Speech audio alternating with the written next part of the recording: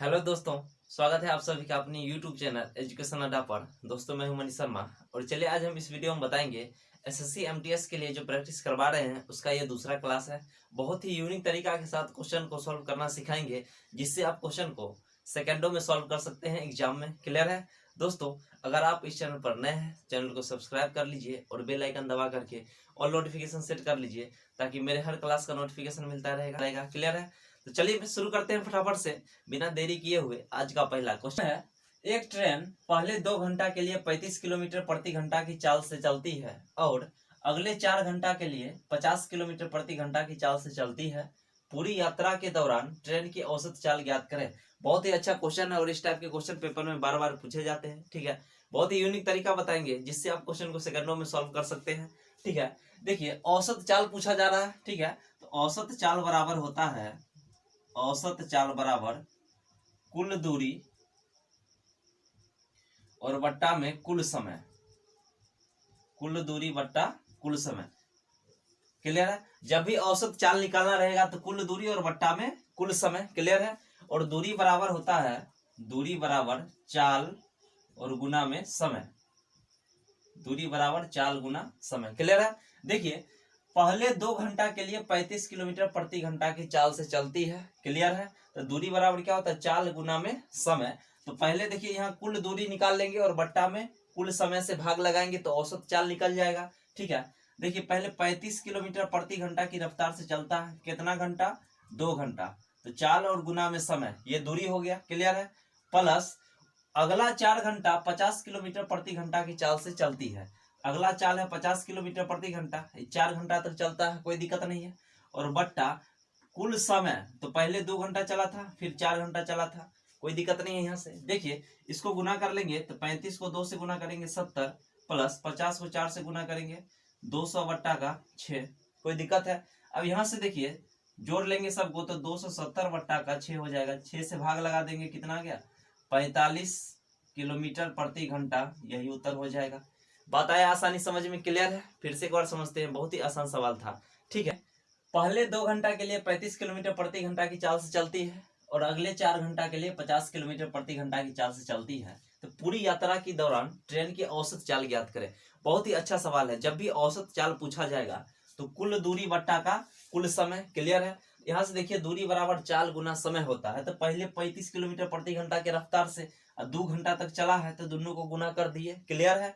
फिर 50 किलोमीटर प्रति घंटा की रफ्तार से और 4 घंटा तक चला है, इसको भी गुना कर दिए, दोनों को जोड़ दिए तो टोटल दूरी निकल गया। क्लियर है? अब बट्टा में कुल समय, तो 2 घंटा पहले चला था, 4 घंटा बाद में, तो टोटल 6 घंटा चला। क्लियर है?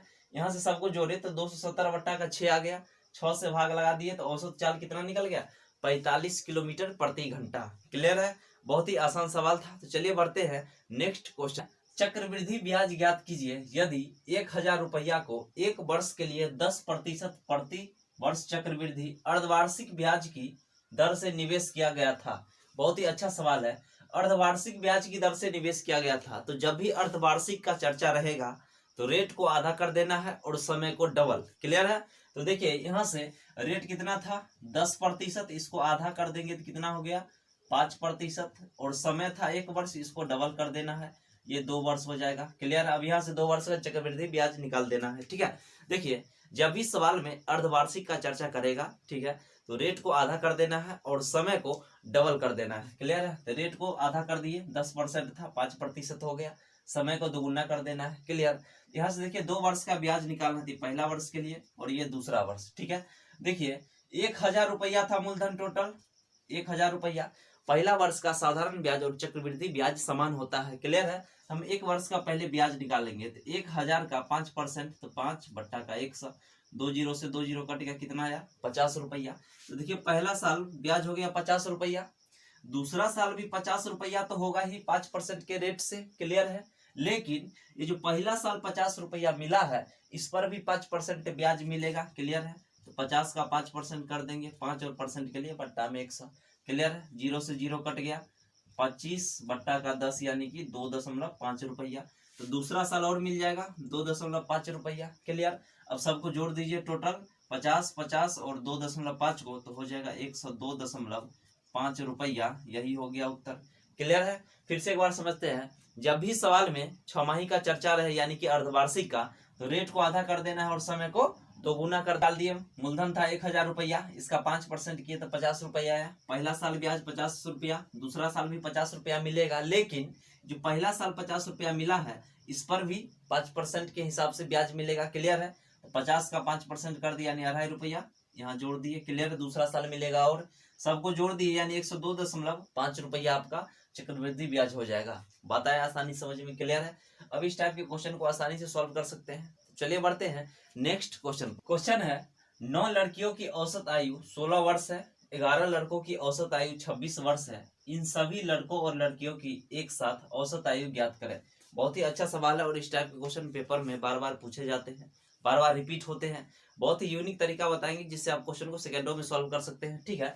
देखिए औसत आयु पूछा जा रहा है। ठीक है। औसत आयु, औसत आयु 9 लड़कियों की औसत आयु 16 वर्ष है। ठीक है। तो औसत बराबर होता है योग बट्टा का संख्या। क्लियर।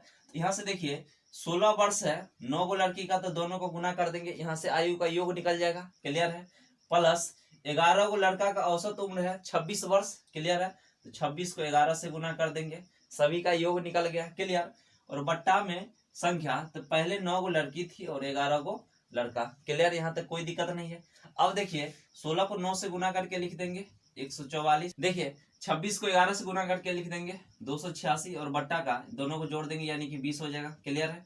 अब 144 प्लस 286 430 हो जाएगा, बट्टा का 20। क्लियर है। 0 से 0 कट गया। अब 43 को 2 से भाग लगा, 43 को 2 से भाग लगा देंगे 21.5 वर्ष हो जाएगा। यही उत्तर। क्लियर है। सवाल में कहा जा रहा है औसत आयु बताना है। ठीक है। तो देखिए 9 लड़कियों की औसत आयु 16 वर्ष है। 16 वर्ष है, 9 को लड़की का, दोनों को गुना करते यहाँ से योग निकल जाएगा। क्लियर है।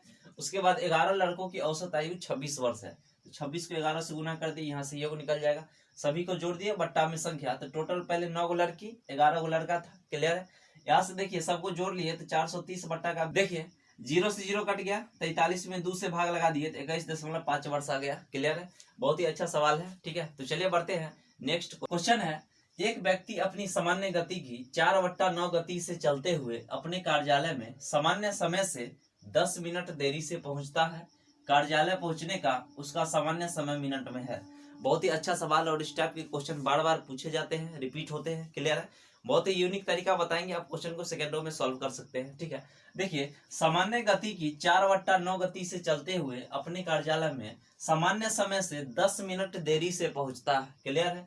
4/9 का मतलब क्या है, देखिए यानी कि इसका चाल पहले अगर 9 होगा तो बाद में 4 हो गया होगा। क्लियर है। 4/9 का मतलब यही है, पहले चाल उसका 9 था, बाद में 4 हो गया। क्लियर। अब यहाँ से समय का रेशियो निकालेंगे। समय का रेशियो होता है चाल के रेशियो का उल्टा। ठीक है। तो 9:4 था, ये कितना हो जाएगा, 4 से 9 हो जाएगा। क्लियर है। कहा 10 मिनट देरी से पहुंचता है। यहाँ देखिए समय में कितना देरी हो रहा है, पहले 4 लग रहा था, अब 9 लग रहा है। क्लियर। यानी कि देखिए 4/9 का मतलब पहले चाल उसका 9 रहा होगा, अब 4 हो गया है। क्लियर है। समय का रेशियो निकालना है तो चाल का रेशियो का उल्टा होता है। क्लियर है। यानी कि 4:9 हो गया। क्लियर। अब यहाँ से देखिए कितना देरी हो रहा है रेशियो में, 5 हो रहा, पहले 4 था अब 9 हो गया, यानी कि 5 हो रहा है। क्लियर। सवाल में कहा 10 मिनट देरी है तो 5 का वैल्यू 10 मिनट हो गया। क्लियर।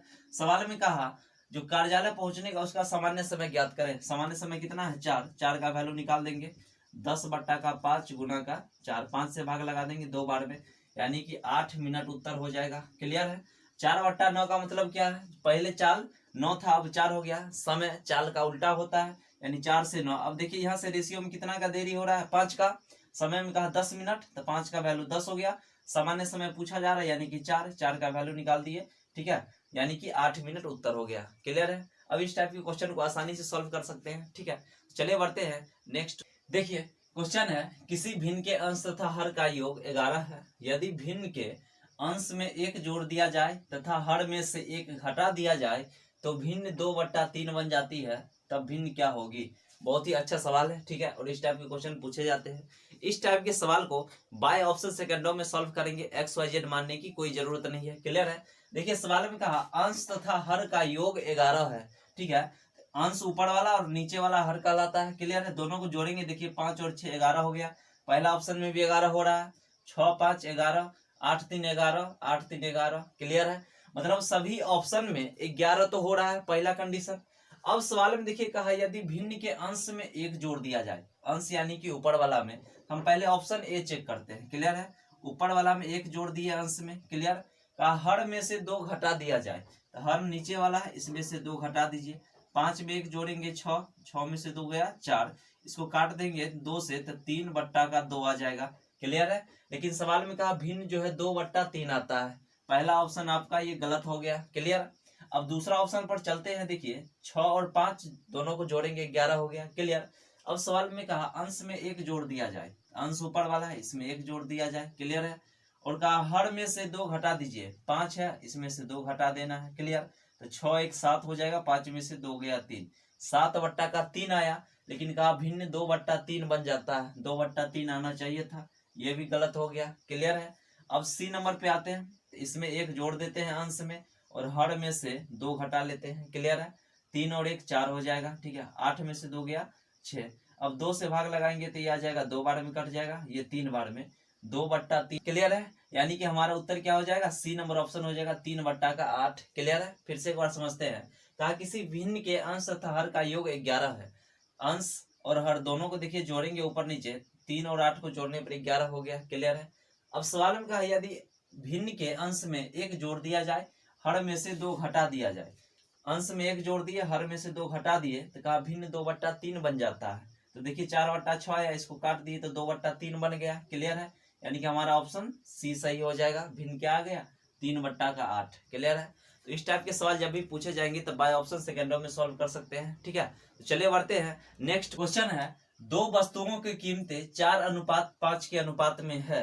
यदि पहली वस्तु की कीमत x% से बढ़ा दी जाए और दूसरी वस्तु की कीमत 30% से कम कर दी जाए, तो ए और बी की नई कीमत का अनुपात 10:7 हो जाता है। तो x का मान ज्ञात करें। बहुत ही अच्छा सवाल है, यूनिक तरीका बताएंगे, आप क्वेश्चन को आसानी से सॉल्व कर सकते हैं, क्लियर है। देखिए पहले कीमत का जो रेशियो दिया हुआ था कितना है, 4:5, क्लियर। 4:5 दिया हुआ है, अनुपात का मतलब होता है बट्टा, इसको हम बट्टा में लिख सकते हैं, 4/5, कोई दिक्कत नहीं है, क्लियर। अब देखिए सवाल में कहा पहला वस्तु की कीमत x% से बढ़ा दिया गया है, पहला वस्तु का कीमत x% बढ़ा दिया गया, क्लियर। अब सवाल में कहा दूसरी वस्तु की कीमत 30% से कम कर दिया गया है, 30% कम कर दिया गया, तो 100 में से 30% घटा लीजिए, यानी अब कितना कर दिया गया है, 70%, क्लियर है। ये काम होने के बाद अब जो रेशियो है, नया रेशियो हो गया 10:7, यानी इसको लिख सकते हैं बट्टा में, 10/7, क्लियर। यहाँ तक कोई दिक्कत नहीं है। देखिए प्रतिशत से प्रतिशत कैंसिल हो जाएगा, क्लियर है। 7 से भाग लगा दिए, इसमें 10 बार में कट गया, क्लियर। अब देखिए 2 से काटेंगे, 2 दूनी 4, 2 से ये भी कट जाएगा 5 बार में, क्लियर है। 2 से फिर काटेंगे ये 5 बार में, क्लियर। अब इधर क्रॉस गुना कर देंगे तो x बराबर कितना आ जाएगा, 5 गुना 5 गुना 5, यानी कि 125, क्लियर है।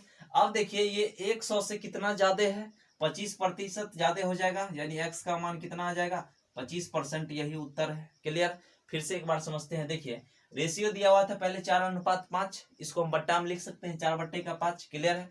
सवाल में कहा x% से बढ़ा दिया गया है, x% से बढ़ा दिया गया, क्लियर।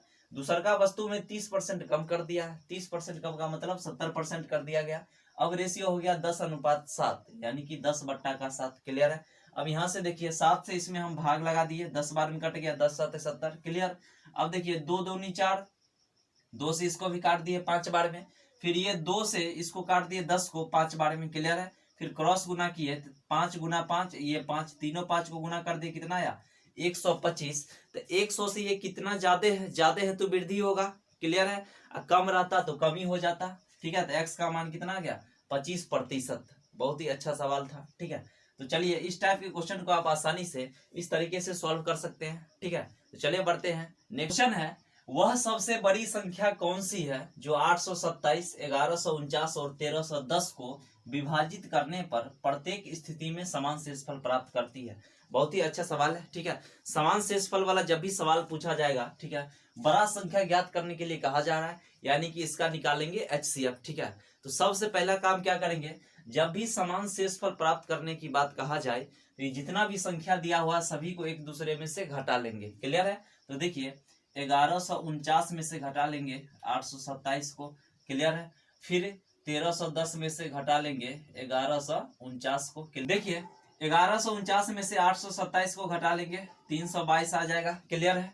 1310 में से 1149 को घटाएंगे 161 आ जाएगा। क्लियर। अब अगला संख्या को भी इसको घटा सकते हैं, लेकिन जरूरत नहीं है। अब घटाने के बाद इस दोनों का HCF निकाल दिया जाएगा। ठीक है। HCF निकालिएगा तो आ जाएगा 161, यही उत्तर हो जाएगा। क्लियर है। अब 161 से भाग लगा करके देख लीजिए, सभी में समान शेषफल आएगा। क्लियर। तो जब भी इस टाइप का सवाल पूछा जाए, समान शेषफल प्राप्त करने की बात कहा जाए, तो सबसे पहला काम करेंगे इस सभी संख्या को एक दूसरे से घटा लेंगे। ठीक है। घटाने के बाद देखिए यहाँ पर 322 आया और 161 आया। इस दोनों संख्या को भी घटा सकते हैं, लेकिन उतना जरूरत नहीं है। ठीक है। अब इस दोनों संख्या का HCF निकाल दिए तो कितना आ गया, 161 आ गया। क्लियर है। अब 161 से अगर हम तीनों संख्या में भाग लगाएंगे तो शेषफल क्या आएगा, समान आएगा। बात आया समझ में। तो इस टाइप के सवाल में आपको HCF निकाल देना है घटा करके। ठीक। तो चलिए बढ़ते हैं। क्वेश्चन है A, B और C की कार्य क्षमता का अनुपात 2:5:3 है। एक साथ कार्य करते हुए वे किसी कार्य को 27 दिन में पूरा कर सकते हैं। बी और सी एक साथ उस कार्य कितना दिनों में पूरा करेंगे। बहुत ही अच्छा सवाल है। ठीक है। बहुत ही यूनिक तरीका बताएंगे, आप क्वेश्चन को आसानी से सॉल्व कर सकते हैं। ठीक है। ये इंपोर्टेंट क्वेश्चन है, पेपर में बार बार रिपीट होते हैं, बार बार पूछे जाते हैं इस टाइप के सवाल। ठीक है। देखिए यहाँ तीनों का कार्य क्षमता का रेशियो दिया गया है। ठीक है। ABC तीनों का, A, B और C क्षमता का रेशियो क्या है, 2, 5 और 3। क्लियर है। तीनों के क्षमता का रेशियो दिया गया है। अब देखिए तीनों मिल करके एक दिन में कितना काम कर देंगे टोटल, तो टोटल काम देखिए यहाँ पर हो जाएगा, सबको जोड़ लेंगे। ठीक है। तो 10 काम हो गया। एक दिन में 10 काम करते हैं ये तीनों मिला करके। काम करना है 27 दिन तक, तो 27 से गुना कर दिए, कितना गया, 270। देखिए A, B और C तीनों का कार्य क्षमता का रेशियो दिया हुआ था 2, 5, 3। ठीक है। तो तीनों मिल करके एक दिन में टोटल कितना काम करेंगे, तो तीनों को जोड़ दिए, यानी कि 10 काम होगा एक दिन में। काम 27 दिन तक चला है, 27 से गुना कर दिए, टोटल काम कितना निकल के आ गया, 270 काम। क्लियर है। सवाल में B और C एक साथ उस कार्य के 4/5 भाग को कितना दिन में करेंगे। तो इतना काम नहीं करवा करके कितना काम करवाना है, 4/9 भाग। क्लियर है। तो 4/9 कर देंगे कुल काम का। कुल काम 270 था, इसका 4/9, 9 से भाग लगा देंगे, ये 30 बार में।